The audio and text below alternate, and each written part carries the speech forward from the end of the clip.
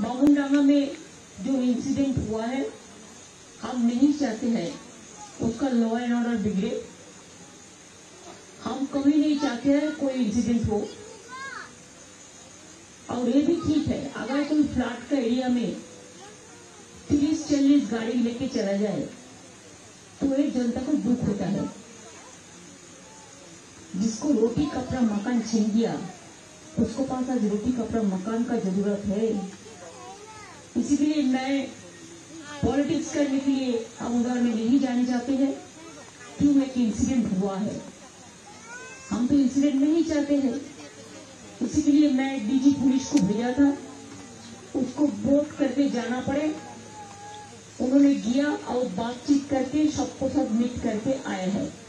अरे उसका बॉर्डर है, इसी के लिए और कोई इंसिडेंट हो हम नहीं चाहते हैं।